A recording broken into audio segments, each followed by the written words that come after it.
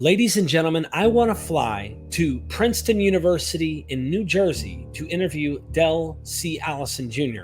Professor Allison is a very deep mind, as you will see in this three-part series here we did remotely. I want to interview him in person, high definition, and make history. Go check out our Patreon, help join us to grow that, ask me questions. But if you help participate, I'll ask your questions. I just need to meet this goal because in October, I'd like to be up there and interviewing him.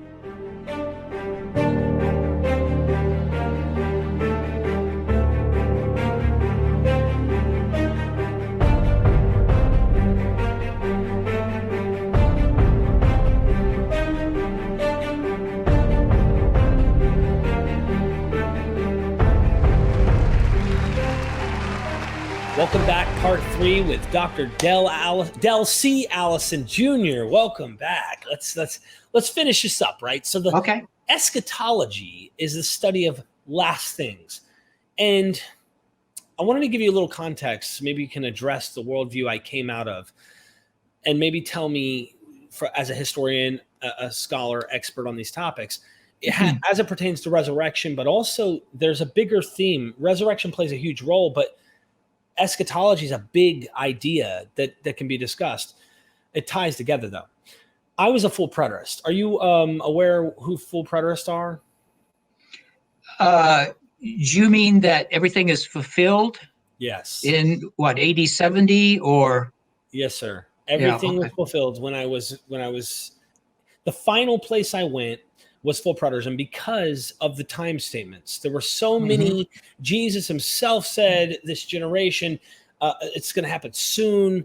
Over and over, the book of Revelation opens with these things must soon take place. And then I'm coming quickly at the end of John, or the Apocalypse, Revelation, and on and on. So I thought it had to happen soon because it said it was going to happen soon. But we had to do a little bit of gymnastics with terms. You had to kind of redefine what death was, or as the book of Revelation puts it, no more tears, or no more darkness, no more moon. You won't need these celestial bodies because God is your light. The New Jerusalem becomes allegorical or symbolic. Everything gets kind of redefined to fit AD 70. 2 Peter 3, the elements shall melt with fervent heat. Oh, that's the elements within the temple. And that's the Torah observance that the priest would observe in the temple, not planet Earth. It became a temple thing. And so scholars across the board, every person I ask, yesterday, Dr. James Tabor, Dr. Bart D. Ehrman, you name it, they all recognize what was expected to happen didn't happen. So usually the time clock gets pushed off into the future. A day is as 1,000 years, and 1,000 years is a day. What is your take on eschatology, if you will, this end? Did it happen, or did it actually not happen, and why? Well, I don't know. You better be right. No, I'm just kidding. I'm going to dodge the question of why. That's God, and that's on a par with the problem of evil, as far as I'm concerned. Okay. Actually, I think the problem of the delay of the parousia is the problem of evil in another form. That is, if you truly believe that God is love and God cares for everybody and wants the best for everybody, why the heck is God not stopping everything right now, or yesterday, or post haste, right? I think it's the problem of evil in just in a chronological form. Okay. So I don't believe that what Jesus expected or what Paul expected came. One of the ways of thinking about this theologically is I believe Jewish eschatology is in part an attempt to address the problem of evil. And the problem of evil is still with us. In fact, I don't think you can argue that things are better now, today, right? 2021, human beings are better, or the world is better than it was in AD 70 or AD 33. So if eschatology is really the solution to the problem of evil, and evil is still with us, then it simply means that the end hasn't come, or the end as they conceived of it hasn't come. And then you can I don't know, as you know, you can use this as a reason to dismiss Christianity, or you can be a modern theologian and figure out how to demythologize and reinterpret the texts and say they were wrong on this level, but in some other way, they still have something to say to us. But it's obvious to me as an historian, that many ancient Jews and many early Christians thought that the end was at hand, and they meant by this a real dramatic transformation of our reality, and nobody has seen that yet. So the problem that it's to solve is still with us, or the biggest problem that it is to solve is still with us. Therefore, it hasn't happened. So death shall be swallowed up is a clear idea in the Apocalypse of John. And I say this as a skeptic. I wish that were true. I really wish. I say this all the time. I say, I'm the kind of guy who doesn't know. I'm technically agnostic on knowing if something is or isn't. I would love to spend the rest of my life with my family forever in some blissful place or an afterlife type thing.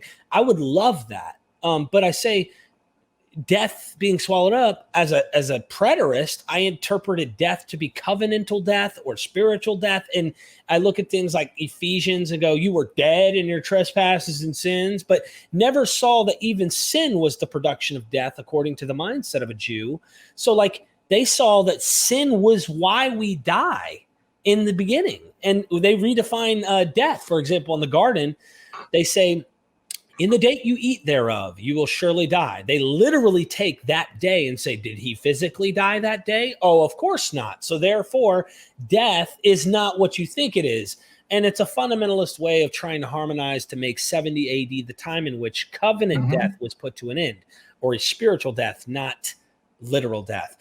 That seems to be foreign to what you're saying, right? That is not. That is totally foreign to what I say. And that's not a school of thought that I have spent a lot of time with, because it's at odds with, I think it's at odds with all sorts of things that I believe that I know. Okay. Right. So I don't know what else to say. We don't read the Dead Sea Scrolls that way, and they expected something that didn't come to pass. We don't read Fourth Ezra that way. He expected something that that didn't come to pass. We don't read First Enoch that way. The authors of that were hoping for some radical transformation in the not too distant future. Their hopes and dreams were disappointed. And this is true down through history. I would side with the skeptics here when it comes to how to understand the theology you just introduced. When people prophesy things, and there is a great commitment to the prophecy or to the organization in which it arises, and things do not happen, people will reinterpret prophecy. So as you probably know, the Seventh-day Adventists have their origin in prophecies about the end of the world in the 1840s. They were not realized, but the Seventh-day Adventists came to say, well, Jesus did have a second coming. It was in heaven rather than on earth. He entered the heavenly sanctuary, and so on. Jehovah's Witnesses has done similar things with prophecies that have not come to pass. You can find similar things in some Islamic sources. So I just think this is a natural thing. If you have a prophecy and it doesn't fit, you can say things have been delayed for one reason or another, or you can make it sort of fit, do the best that you can. And your preterist idea, I think, is an example of the latter. And I think this is a common move in the history of religions when you're talking about millenarian or messianic movements. You try to figure out how things have been fulfilled, even though on the surface, your expectations haven't been met. Okay, final thing in this. I love this. And thank you again for your time and your wonderful work. I have to read a lot of your works because I plan on making a trip happen. If we can make that happen, that'd be wonderful. Fabulous book. And this is just the book specifically we're dealing with the resurrection that you just wrote, or was at least released recently. Yeah. But the general resurrection, Jesus rose from the dead. He's the first fruits. This ties in proving this didn't happen yet idea, because full preterists say the resurrection happened in 70 AD. But how? That's a different question. But how was the resurrection understood in the New Testament? Like one day a resurrection was going to happen. And it might be different in different books, because John, maybe you can interpret this for me, because Mary is like, if you were here, and then, well, we know at the resurrection, and she's crying, and he says, I am the resurrection. Well, is that realized eschatology? Is this different from what they thought was going to happen? Would that be? Yeah, so of course John's gospel is realized eschatology, and I would approach John in part as representing a case in which you have an eschatological worldview, certain prophecies or expectations have not been met, and so you reinterpret them. It just seems to me, again, obvious with John. That's part of his realized eschatology. But I think he's in continuity with the other gospels. I think Mark, as I said earlier, Mark has the same thing implicitly when he has parallels between the Passion narrative and Mark 13. He's saying this is somehow already fulfilled, or it's begun to be fulfilled.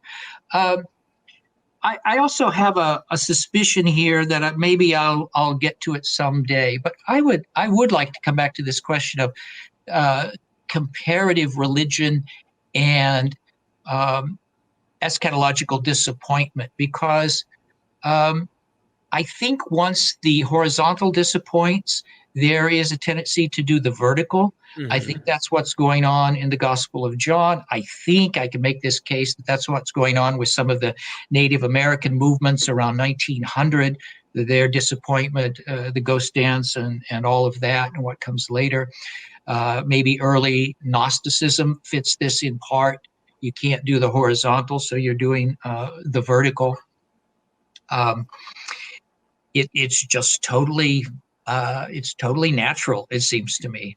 So the focus can be ahead or it can be up.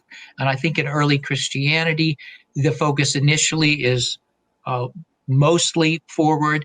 And then as time goes along, you move your eyes up. So right? If I can unravel what you said for our audience who may not have picked up on that, this is really interesting. The horizontal is kind of the historical timeline in which these things would actually take place in history, whereas you can kind of get a spiritual understanding. Like Gnostics are extremely heavenly, personal experience. In fact, it gets so crazy in Valentinius and others that like they think they have more authority than Paul at this point. Like they're like, well, we have a direct revelation. In fact, we're more revealed than them. And I just wanted to mention on the timeline, what was their expectation of resurrection? That they would eventually rise the same way we discussed earlier in part 1 and part 2? Okay, so there you're really pushing the sources. So if you're talking about the first Christians, I think the only thing you can do is just put together a bunch of texts. You can put together Daniel 12.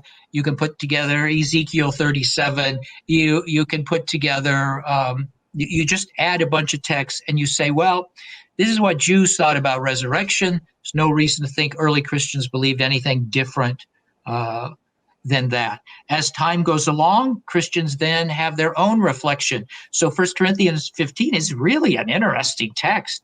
And Paul's thought a lot about this. And I think he probably has some new ideas. So as time goes on, ideas about the resurrection are going to change. But if you're asking about the earliest Christians, I think the best you can do is just put a bunch of Jewish texts together and stare at them and say, that's probably what they thought. Well, they go beyond the resurrection in 1 Corinthians 15, and Paul does. It sounds like cosmic stuff is going to change too, like real. Yeah. Oh, okay. But what do you think?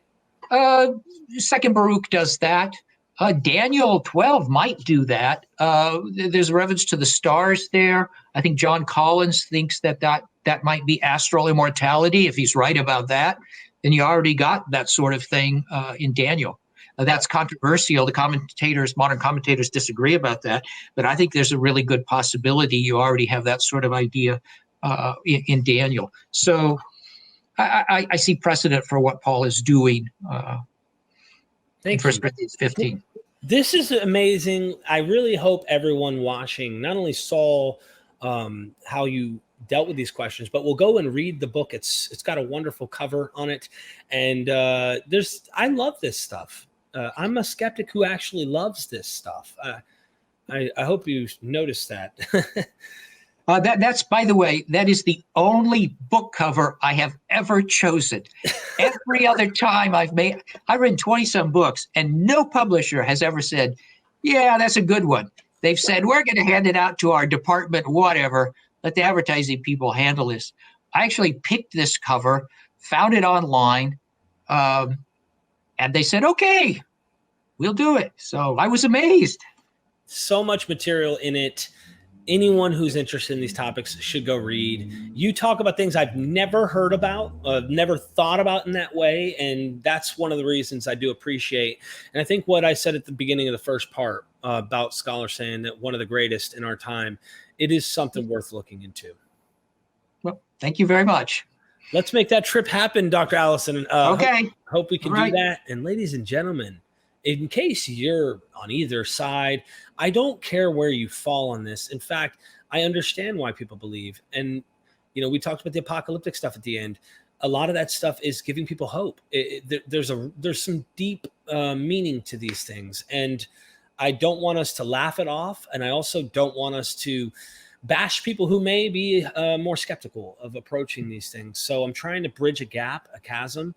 And maybe, just maybe, someone can touch water and dab it on the tongue of the rich man in this particular case. So with that being said, never forget, we are MythVision.